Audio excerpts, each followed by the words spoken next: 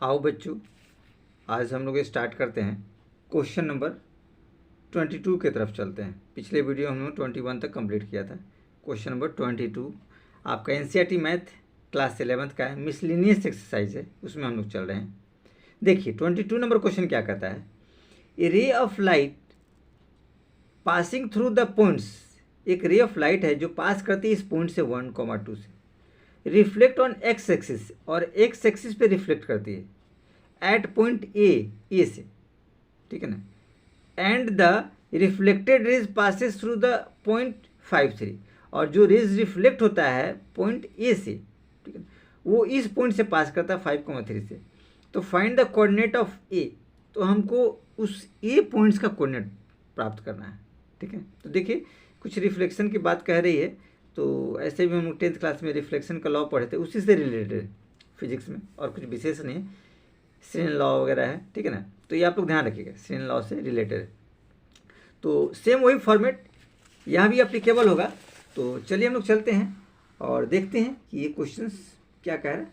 इसमें कुछ विशेष ऐसा नहीं है, लेकिन फिर भी थोड़ा सा हम लोग इसको समझने और जानने की कोशिश करते हैं कि ये क्वेश्चंस क्या कह रहा है। देखिए तो सबसे पहले हम लोग इसके डायग्राम की तरफ थोड़ा सा बढ़ते हैं, तो आपको समझ में आएगा अच्छी तरीके से। देखिए अगर मान लीजिए हमारे पास कोई रेज है नॉर्मल, आप देखिए पहले एक ग्राफ इंडिकेट करते हैं। देखिए एक ये ग्राफ रहा इस तरीके से, ठीक है, ये एक्स मान लीजिए, ये वाई एक्सिस मान लीजिए, ठीक है। कहता है क्या है कि एक लाइन ऐसे हमने लिया, ये रेज आया, ठीक है, जो रेज एक पॉइंट से पास करता है, ये पॉइंट्स दिया हुआ है, आपको दिया है 1, 2, ये पॉइंट्स दिया हुआ है, ध्यान रखिएगा, ये पॉइंट्स आपको दिया है 1, 2, ठीक। और ये ऐसे रिफ्लेक्ट करता है, ये एक्स एक्सिस है, ये पॉइंट्स किस पे मीट करता है, ए पे, उसने बताया ए पे मीट करता है। और देखिए यहाँ से ऐसे रिफ्लेक्ट किया और रिफ्लेक्ट करके ये पास करता है, देखिए पॉइंट्स दिया है, तो यहाँ दिया है आपको 5, 3, ये पॉइंट्स दिया हुआ है, यानी इस पॉइंट से रेज आता है, ठीक है, रेज ही नहीं ऐसे आया, और ये रिफ्लेक्ट किया तो ऐसे रिफ्लेक्ट किया, ध्यान से देखिएगा, ठीक है। तो इस पॉइंट को एज इट इज कुछ लेट कर लेते हैं, हमने मान लीजिए इसको बी लेट किया, और इसको भी मान लेते हैं हमने लेट कर लिया, ए बी था तो इसको मान लीजिए एज इट इज हमने सी लेट कर लिया। आप ऐसे कुछ भी इसमें लेट कर सकते हैं अपनी सहूलियत के लिए, कुछ विशेष वगैरह नहीं। देखिएगा कि एक्स एक्सिस पे कोई अगर पॉइंट्स है, तो एक्स एक्सिस में पॉइंट की खासियत होती है कि एक्स तो रहेगा कुछ उसकी वैल्यूज, ठीक है, और वाई होगा 0 का, ध्यान रखिएगा। वैसे ही अगर वाई एक्सिस पे होता है तो वाई तो रहेगा लेकिन एक्स 0 रहेगा, ये ध्यान आपको रखना है। तो ये पॉइंट्स हमने एज इट इज यहाँ मान लिया, ठीक है। चलिए तो हम लोग आगे बढ़ते हैं। देखिए थोड़ा सा हम लोग इसमें अपना दिमाग भी ऐसे इनपुट करते हैं। अगर हम एक नॉर्मल ड्रॉ कर दें, देखिए जैसे ये देखिए, ये नॉर्मल हमने ड्रॉ किया, देखिए ये नॉर्मल, ठीक है ना, ये आपका रहा नॉर्मल, ठीक है ना, इसको नॉर्मल हम लिख देते हैं, नॉर्मल, ठीक है। नॉर्मल क्या है, वाई एक्सिस के पैरेलल है, नॉर्मल क्या है, ये वाई एक्सिस के पैरेलल है, ठीक है। अब आप लोग जानते हैं ना कि इंसिडेंट एंगल और रिफ्लेक्टेड एंगल सेम होता है स्नेल लॉ के द्वारा, ठीक है। यानी ये जो एंगल थीटा होगा तो ये भी थीटा होगा नेचुरली, इसमें कुछ विशेष आपको नहीं है कि आपको प्रॉब्लम क्रिएट करेगा, ठीक है। दोनों एंगल क्या होगा, आपका सेम होगा, ठीक है। कुछ भी विशेष इसमें ऐसा नहीं कि आपको कोई दिक्कत हो उसमें। तो देखिए ये दोनों एंगल क्या होगा, आपका सेम होगा, ठीक है। चलिए तो हम लोग चलते हैं, इसको थोड़ा सा नेमिंग वगैरह लिख देते हैं, आप लोग के लिए आसानी रहेगा। देखिए हम लोग लिख सकते हैं, इस पॉइंट्स को लिख दीजिए, लेट कोऑर्डिनेट ऑफ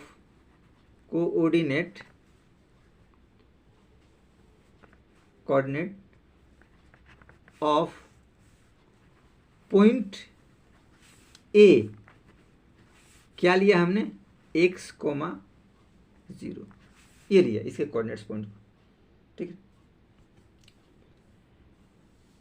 और हम लोग जानते हैं ये दोनों के एंगल सेम हो गए, तो एज इट इज हम लोग थीटा ले सकते हैं। देखिए इसको भी थीटा लिया, इसको भी थीटा लिया, क्योंकि स्नेल लॉ में क्या होता है, आई और आर होता है, आई इंसिडेंट एंगल बनता है और ये रिफ्लेक्टेड एंगल बनता है, आई बराबर आर, ठीक है। तो हम लोग थीटा ऐसे लिए हैं कि दोनों सेम, ठीक है, कि दोनों ये बराबर होगा, ठीक है। अब देखिए हमारे पास पॉइंट दिया है और थीटा दिया है, तो स्लोप हम आसानी से निकाल सकते हैं, ठीक है। तो इस लाइन का हम लोग स्लोप निकालते हैं। देखिए, तो लिखेंगे slope of line A B और ये slope of line A C, ये अपने हिसाब से आप लिख सकते हैं, ठीक है। देखिए, तो पहले हम लोग स्लोप ऑफ लाइन निकालते हैं, क्योंकि ये जो एंगल होता है, ठीक है ना, ये जो आपका एंगल दिया है थीटा, तो इस वाले लाइन को हम लोग लेकर के चलते हैं, ठीक। देखिए, ये हमारे पास जो है लिख सकते हैं, देखिए स्लोप ऑफ लाइन ए सी। देखिए, इस ए सी लाइन का स्लोप थोड़ा सा यहाँ देख लीजिए, आप लोग थोड़ा सा ध्यान करते हैं। ये दोनों तो थीटा सेम होगा, ये आप लोग अच्छी तरीके से जानते हैं, ठीक है। अब अगर हम लोग बात करें, ठीक है ना, इसकी, ठीक है, तो चूंकि आप जानते हैं कि नॉर्मल क्या होता है, 90 पे होता है, ठीक है। तो ये पूरा क्या हो जाएगा, 90 हो जाएगा, और ये भी 90 हो जाएगा। तो 90 में से ये थीटा घटेगा तो ये भी कुछ एंगल बचेगा, और 90 में से ये थीटा घटेगा तो ये भी नहीं, और ये दोनों एंगल सेम होंगे। ये दोनों भी, सपोज मान लीजिए इसको हमने 5 बोला और इसको भी बोला 5, ये दोनों 5 होगा, क्योंकि दोनों सेम होंगे। कारण क्या है कि जब ये दोनों एंगल सेम है तो ये दोनों भी एंगल सेम होगा, यानी ये वाला और ये वाला पार्ट, ये आप लोग ध्यान रखिएगा। छोटी छोटी सी बात हम लोग को थोड़ा सा ध्यान रखना है इसका, ठीक है। तो इस हिसाब से हम लोग ने इसकी बात लिया, ठीक है ना, क्योंकि हमको ये पॉजिटिव डायरेक्शन में एंगल्स चाहिए हमको स्लोप के लिए, ठीक है। तो देखिए, ये आपका हुआ 10 फाई, ठीक है ना, ये क्या होगा 10 फाई, तो हम लोग लिख सकते हैं यहाँ पे 10 फाई, ठीक है। तो 10 फाई बराबर क्या होगा, फॉर्मूला आप लोग जानते हैं, y2 minus y1 upon x2 minus x1, ठीक है। अब गौर से देखिएगा, y2 हमारे पास जो पॉइंट्स है ये और ये 2 पॉइंट्स हमको प्राप्त हो गए, 5 3 और x0 2 पॉइंट्स हो गए।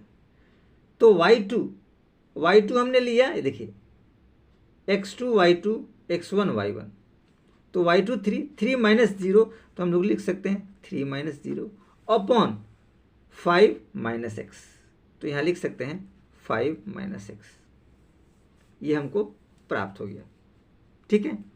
इसको एज इट इज चाहे तो आप इक्वेशन 1 मान सकते हैं, नहीं तो ऐसा कुछ जरूरत नहीं है, ठीक है। अब हम लोग चलते हैं, देखिए स्लोप ऑफ लाइन हमने ए सी लिया था, अब हम ए बी का लेते हैं, line A B, slope of line A B. देखिए, स्लोप ऑफ लाइन में हम लोग लेते हैं 10 आपका आएगा 180, ठीक है ना, और -5। देखिए, अब 180 माइनस 5 कैसे आएगा, देखिए जब हम इसका स्लोप निकालेंगे, ठीक, तो हमको एंगल देखिए ये वाला चाहिए, इस लाइन से, ये जो लाइन आ रहा है इस लाइन से ऐसे, यानी कि हमारे पास जो ये लाइन आया है, ये देखिए, और ये रिफ्लेक्ट किया है और ये नॉर्मल ड्रॉ किया है, और देखिए एक्स एक्सिस से जा रहा है, ठीक।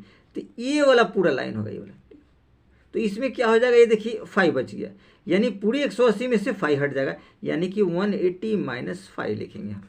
ध्यान रखिएगा, ये थोड़ा सा आप लोग को ध्यान रखना है, क्योंकि हमने इस लाइन का स्लोप चाहिए, ये है ए और ये है आपका बी, ए बी का स्लोप चाहिए, तो वही 180 माइनस 5, तो 180 माइनस 5 हमने यहाँ पे लिखा है। फार्मूला एज इट इज आप लोग जानते हैं, y2 माइनस y1 और अपॉन x2 माइनस x1, तो यहाँ 2 पॉइंट्स है, ये वाले जैसे 1 2 और यहाँ पे x0 है, तो वैसे 2 माइनस 0 हो जाएगा और 1 माइनस x हो जाएगा। तो एज इट इज यहाँ मान भर दीजिए। देखिए 10 180 माइनस थीटा, ये हो जाएगा आपके पास -10 5, 10 180 minus 5 minus 10 5 equal to 2 minus 0 हो जाएगा, तो आप लिखेंगे 2 माइनस 0, y2 क्या था 2 और y1 0, और यहाँ देखिए 1 माइनस एक्स, तो 1 माइनस एक्स, ये रिजल्ट आपके पास है, ठीक है। ये क्या निकला आपका 10 माइनस 5। ऐसे भी ये देखिए सेकेंड क्वाड्रेंट में बिलोंग्स कर रहा है, तो आप सेकेंड क्वाड्रेंट के हिसाब से समझ सकते हैं, ऑल स्कूल टू कॉलेज, ये फॉर्मूला आप लोग जानते हैं चैप्टर 3 में, ये ध्यान रखिएगा ट्रिगोनोमेट्रिक फंक्शन वाले में, ठीक है। ऑल स्कूल टू कॉलेज, ये देखो तो सेकेंड क्वाड्रेंट में 180 माइनस 5, तो इसमें आएगा, तो इसमें क्या हो जाता है आपका 10 माइनस होता है, 10 इसमें आपका माइनस होता है, ध्यान रखना इस चीज़ को।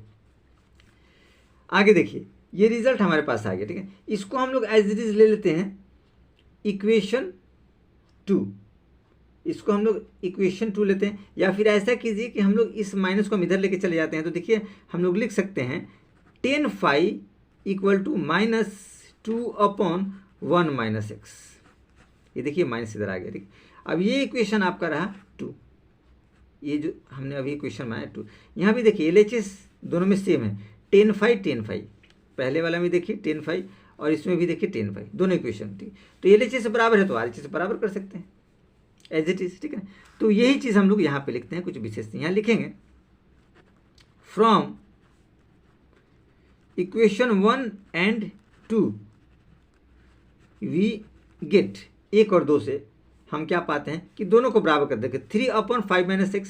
तो यहाँ लिख सकते हैं 3/5 - x इक्वल टू माइनस ये वाला कंडीशन 2/1 - x, ये कंडीशन आपके पास आएगा, ठीक है। अब गौर से देखिए, इनको हम थोड़ा सा क्रॉस मल्टीप्लाई करेंगे, ठीक है। तो जब इनको क्रॉस मल्टीप्लाई करेंगे, ठीक है ना, तो थोड़ा सा अपना दिमाग एफर्ट आप लोग को लगाना है, ध्यान रखिएगा। देखिए क्रॉस मल्टीप्लाई 3 को 1 से करेंगे और 2 को इससे करेंगे, तो देखिए क्या आ जाएगा 2 5 जा 10, 2 5 जा 10, तो -10, क्योंकि ये माइनस है तो इसमें साथ है, और 2x तो माइनस में प्लस, तो +2x आपके पास रिजल्ट आए। यहाँ देखिए 3 को 1 से करेंगे तो 3 और 3x जा -3x, ये रिजल्ट आए। अब x वाला पार्ट को एक तरफ रखिए एज इट इज, आप चाहें तो लिख सकते हैं, ठीक है। इस x वाले पार्ट को आप इधर लाइए, तो एज इट इज थोड़ा सा हम लोग यहाँ लाइन कर लेते हैं। देखिए ये 3x है, इस तरफ से आएगा तो प्लस हो जाएगा, यानी कि हम लिख सकते हैं 2x और +3x। ये देखिए इस वाला पार्ट को इधर लेके चले, ये 10 को आप इधर लाइए तो ये होगा 3 + 10 एज इट इज। तो हमारे पास क्या हो जाएगा 5x इक्वल टू 13, यानी कि x इक्वल टू 13/5। तो ये आपको निकल गया। अब एज इट इज हमारे पास जो पॉइंट्स होगा, ठीक है ना, आप एज इट इज लिख सकते हैं पॉइंट ए क्या होगा आपके पास 13/5, 0। यही पॉइंट्स को हम लोग को निकालना, तो जो आसानी से हम लोगों ने फटाफट निकाल दिया। तो कुछ विशेष इसमें ऐसा नहीं था, थोड़ा सा आप लोग को अपना माइंड और एफर्ट लगाना पड़ेगा।